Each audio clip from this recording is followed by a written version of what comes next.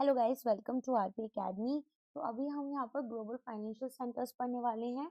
तो यहाँ पर ये सारा कंटेंट आपका रहेगा। 30th रैंक हम यहाँ पर पढ़ने वाले हैं, ठीक है, जो हमारा इंडेक्स अभी तक आया है। तो एक फाइनेंशियल सेंटर क्या है? जहाँ पर high concentration of financial institution हो। ये लोग फाइनेंशियल प्रोडक्ट, सर्विसेज, ये सभी चीजें प्रोवाइड कर रहे हैं।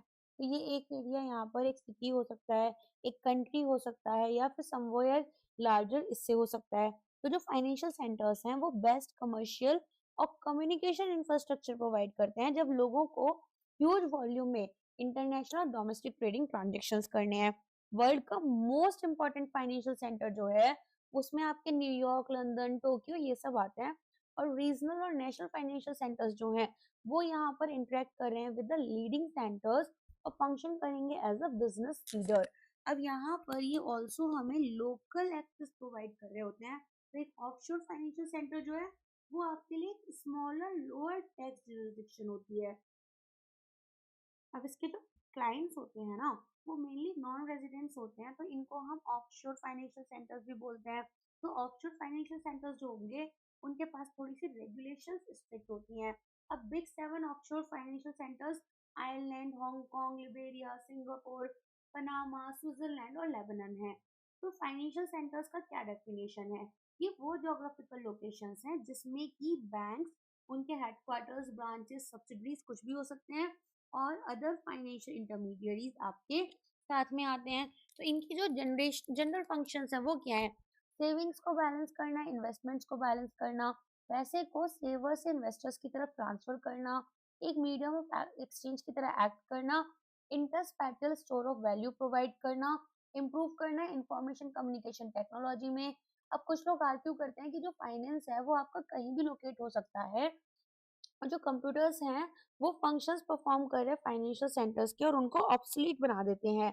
लेकिन एक फाइनेंशियल सेंटर जो है वो स्पेस ऑफ क्लोज है। अब यहाँ पर इसकी लोकेशन क्यों इंपॉर्टेंट है? ऑफ कोर्स हम लोकेशंस के अकॉर्डिंग भी देखते हैं ना कि जो लॉज हैं वो काम करती हैं, एंड यहाँ पर हम अलग अलग तरह के एक्सपेरिमेंट्स कर पाते हैं। तो रिसेंट टेक्नोलॉजी यहाँ पर, इसके अलोंग विद दैट हमने देखा कि फाइनेंस का भी इंटरनेशनलाइजेशन हो गया। तो फाइनेंशियल सेंटर्स की इंपॉर्टेंस खत्म नहीं हुई है, बस यहाँ पर फंक्शंस बदल गए और स्पेशलाइजेशन की जो डिग्री है वो बदल गई। अब फाइनेंशियल हब की बात करें तो ये कोई रीजन या सिटी होता है जिसका फोकल पॉइंट कंट्री का यहाँ पर फाइनेंशियल सर्विस इंडस्ट्री होता है। और आईएफएससी जो है वो इंडिया की इकोनॉमी को ही तो ग्रो करने के लिए लेकर आए हैं। हम यही तो चाहते हैं कि जो इंडिया है वो इंटरनेशनल लेवल पर ट्रेड करे, एक्सपोर्ट करे।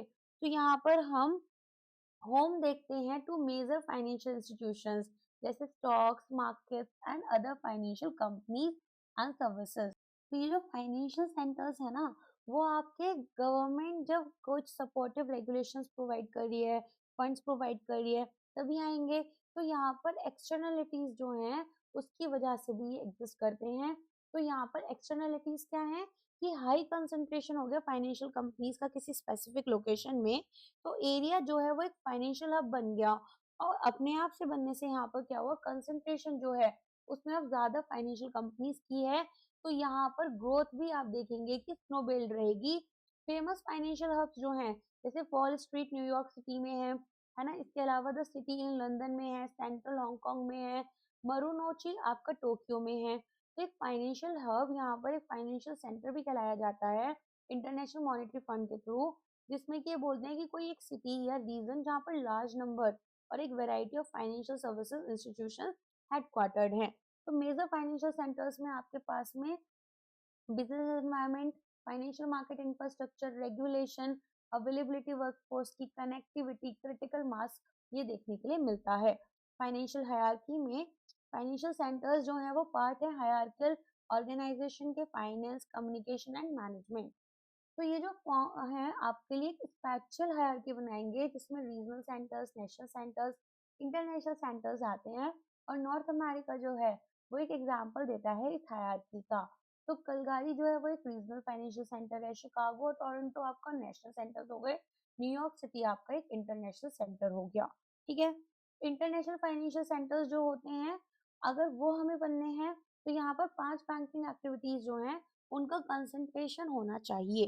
फाइनेंसिंग फॉरेन ट्रेड जैसे कि क्रेडिट यहाँ पर हम इशू करें इंपोर्ट्स के लिए, करेंसी एक्सचेंज फॉरेक्स होना चाहिए यहाँ पर, फॉरेक्स ट्रेडिंग, फंड्स को ट्रांसफर करेंगे across political boundaries, foreign borrowing and lending करेंगे, फॉरेन इन्वेस्टमेंट्स करेंगे।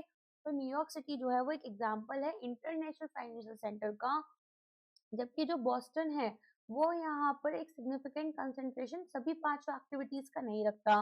तो यहाँ पर हम क्या देखेंगे कि एक source of global financial influence Janet होना चाहिए हायरार्की का फाइनेंशियल सिस्टम में, मार्केट यहाँ पर पैक्युलर रेगुलेशंस के साथ, ज्योग्राफिक एरिया फाइनेंशियल ऑपरेशंस के साथ, और एक एक्सटर्नल करेंसी मार्केट।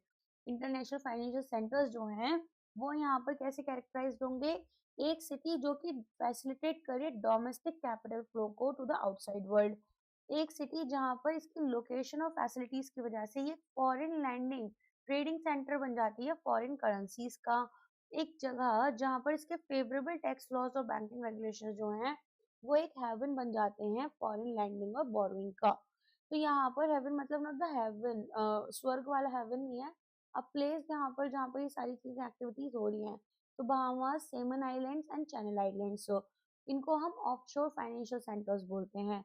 तो पार्टिसिपेंट्स कौन कौन है फाइनेंशियल सेंटर में, वो इंस्टीट्यूशन इन्वेस्टर्स जिसमें कि इन्वेस्टमेंट मैनेजर्स आ जाते हैं, फाइनेंशियल इंटरमीडियरीज जैसे asset management fund, brokers, bank, central banks, trading जो है वो स्पेशल एक्सचेंजेस पर होती है जिसमें क्लियरिंग हाउसेस होते हैं, मैनी ट्रांजेक्शन यहाँ पर ओवर द काउंटर हो रहे हैं, ओवर द काउंटर चीजें हो रही है मतलब कि इनफॉर्मल वे में हो रही हैं और यहाँ पर एक्सचेंज का रोल नहीं है।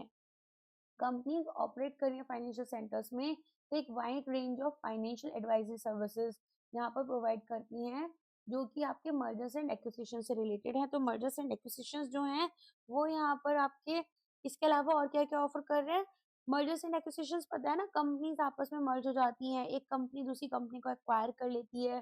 तो मर्जर में क्या हो रहा है, ए और बी यहाँ पर ए बी कंपनी बना देंगे, और एक्विजिशन में क्या हो रहा है, ए ने बी को एक्वायर कर लिया, ठीक, सॉरी बी ने ए को एक्वायर कर लिया तो ये बी कंपनी बन गई।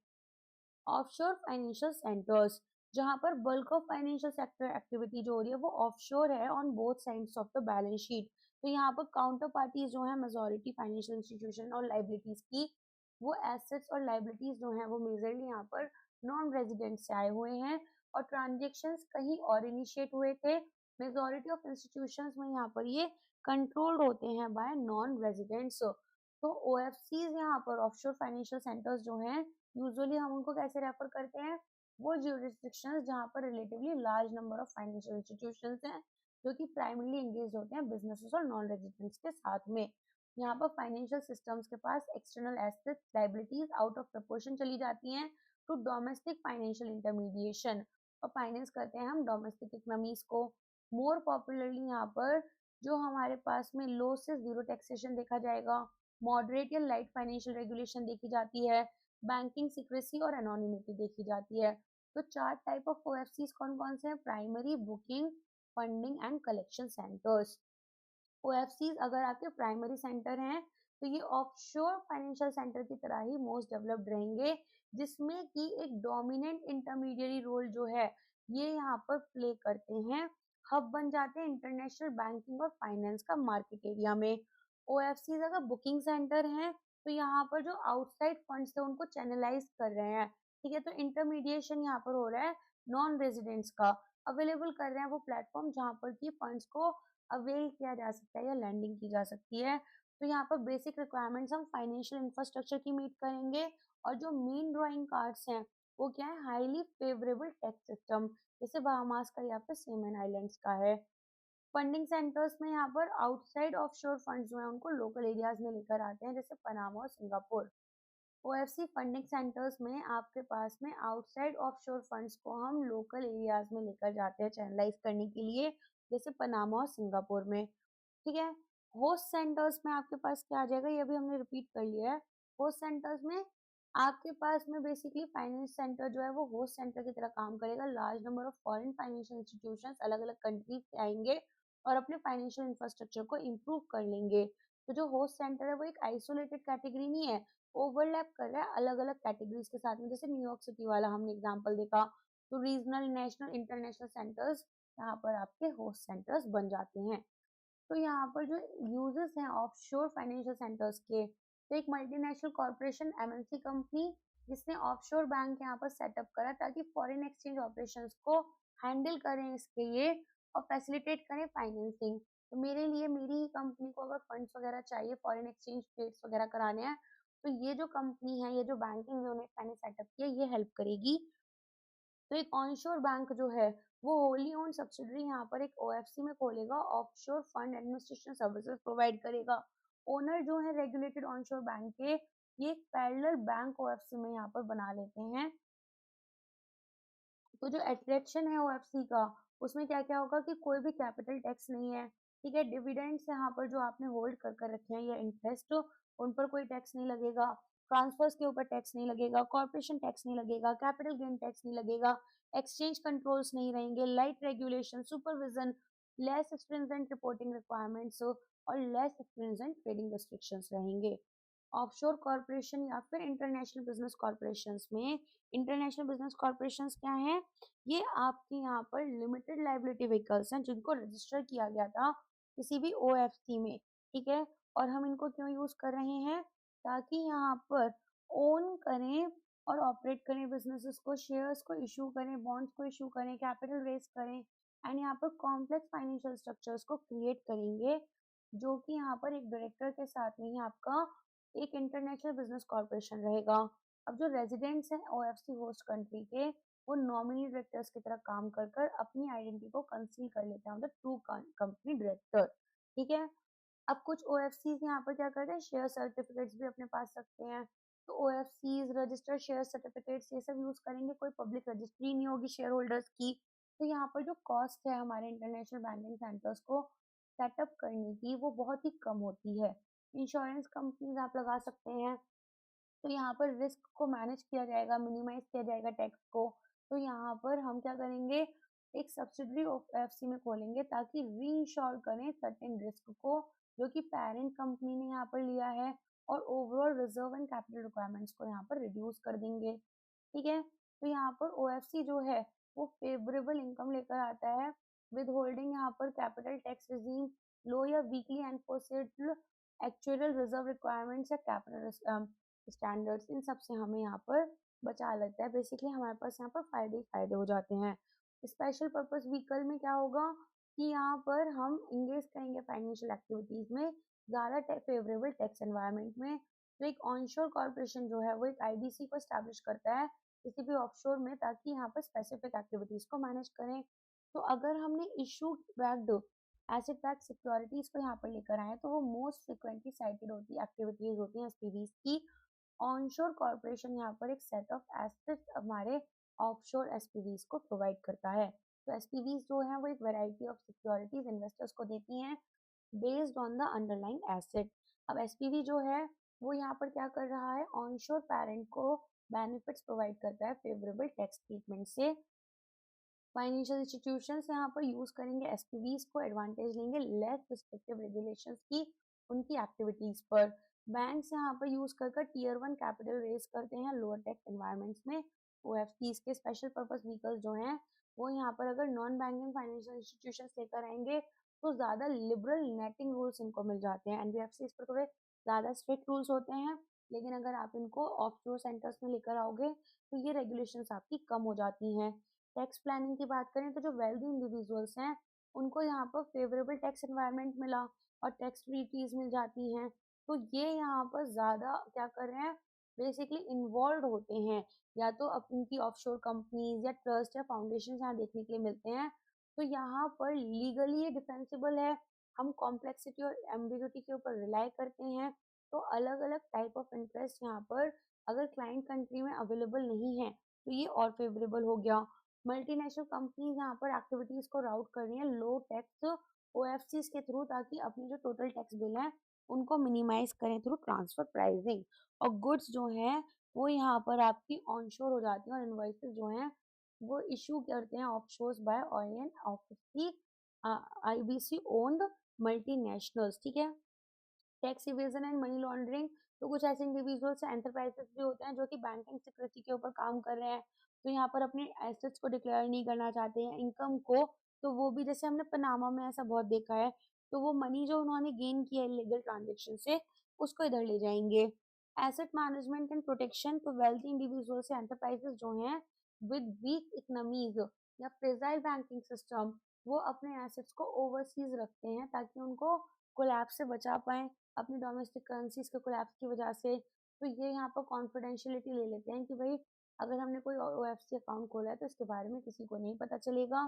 तो फियर यहाँ पर होलसेल सीजर का जो लेजिटिमेटली अक्वायर्ड एसेट्स हैं वो भी यहाँ पर हमें देखने के लिए मिलता है। तो इसीलिए लोग यहाँ पर ऑफशोर की तरफ चले जाते हैं। कॉन्फिडेंशियलिटी ज़्यादा इंपॉर्टेंट है। ज़्यादातर जो हमारे इंडिविजुअल्स होते हैं उनको अनलिमिटेड लाइबिलिटी होम जुरिस्डिक्शन में देखने के लिए मिलती है, तो वो अपनी जो भी ओनरशिप है उसे रीस्ट्रक्चर कर कर ऑफशोर ट्रस्ट की तरफ ले आते हैं। अब आ जाते हैं Global Financial Centre Index 30th edition. तो यहाँ पर ये एक बाई एनुअल रैंकिंग है जिसमें कॉम्पिटिटिवनेस देखी जाती है वर्ल्ड फाइनेंशियल सेंटर्स की। ZYN ग्रुप लंदन का यहाँ पर इसको कंपाइल करता है चाइना डेवलपमेंट इंस्टीट्यूट शेंजन के साथ में मिलकर। लेटेस्ट GFCI जो है वो 30th है, पब्लिश हुआ था 25 सितंबर 2025 में, 120 सेंटर्स को कवर कर रहा है। अब यहाँ पर दो इनपुट्स कंबाइंड हम लेते हैं। पहले है इंस्ट्रूमेंटल फैक्टर्स, जिसमें third party quantitative data 5 buckets के अक्रॉस आपका यहाँ पर यूज होता है। Business environment, human capital, infrastructure, financial sector development और reputation in general. Financial centre assessment यहाँ पर हमारा कॉन्टिन्यूस GFCI ऑनलाइन सर्विस से होगा। एक सपोर्ट वेक्टर मशीन यहाँ पर हम यूज करते हैं ताकि प्रेडिक्ट करें रेटिंग्स को और हैंडल करें मिसिंग डेटा। रिस्पॉन्सेज हमारे टाइम वेटेड होते हैं। तो GFCI 38 के लिए स्पेसिफिकली 140 इंस्ट्रूमेंटल फैक्टर्स, 28,549 असेसमेंट्स हुई हैं और 4,877 रिस्पॉन्डेंट्स थे। ठीक है, तो यहाँ पर डेटा हमने जो लिया है वो World Bank, UNDP, IMF, World Economic Forum, Transparency International, World Intellectual Property Organization, BIS, DHL, ITU, पेटफ यहाँ से लिया है। ठीक है, फाइनेंशियल एक्शन टास्क फोर्स। तो यहाँ पर टॉप 10 आपने ग्लोबल फाइनेंशियल सेंटर्स कौन से रहे? सबसे पहले रहा न्यूयॉर्क जिसकी रेटिंग है 766, लंदन की 765, Hong Kong 764, Singapore 763, San Francisco 754, Chicago 753, Los Angeles 752, Shanghai आपका लॉस एंजलिस बोलते हैं वैसे इसको 751, शेंजन आपका 750। सियोल जो है साउथ कोरिया का वो आपका रहा 10th नंबर पर। ठीक है, इंडिया कहीं पर भी नहीं है। रीजनल स्नैपशॉट देख लेते हैं, ये सब बहुत पुराने भी हैं। हांगकांग का 3rd रहा, सिंगापुर का 4था, शंघाई का 8वां, शेंजन का 9वां, सियोल का 10। तो एशिया पैसिफिक से ही टॉप 5 आ जाते हैं। ठीक है, देन यहाँ पर इंडिया की बात करें तो GFCI में गुजरात का रैंक 43 रहा, पहले 46 था लास्ट टाइम, रेटिंग 716 रही। मुंबई 46 रहा, पहले रेटिंग 52 थी और रेटिंग यहाँ पर रैंक 52 थी, रैंकिंग जो है वो आपकी रेटिंग 713 है। न्यू दिल्ली 54 है, पहले 60 था, रेटिंग 705 है। फिनटेक सब इंडेक्स टॉप 5 में Hong Kong, Shenzhen, New York, Singapore, London. India का गिफ्ट सिटी जो है वो फिनटेक रैंक में 35 नंबर पर आ गया, पहले 40वें पर था। नोटेबल मूवर्स या ट्रेंड्स जो रहे, टोक्यो जंप कर गया 15 पोजीशन, ज्यूरिख जो है वो 16 position. Among mid table risers, Stockholm आपका 40 पर आ गया 50 से, मिलान जो है वो 41 पर आ गया। एनालिसिस में हमने गोइंग लिंकेज देखा है गिफ्ट सिटी के साथ में भी। तो यहाँ पर हमें market depth, activity, business climate कैसा है, रेगुलेशंस कैसे हैं, talent, skills, hard and soft infrastructure, reputation and brand के बारे में पता चलता है। अब ना हम कुछ ग्लोबल फाइनेंशियल सेंटर्स के बारे में पढ़ लेते हैं, जैसे न्यूयॉर्क को। तो यहाँ पर इसकी रैंक फर्स्ट आई है, 766 रेटिंग थी।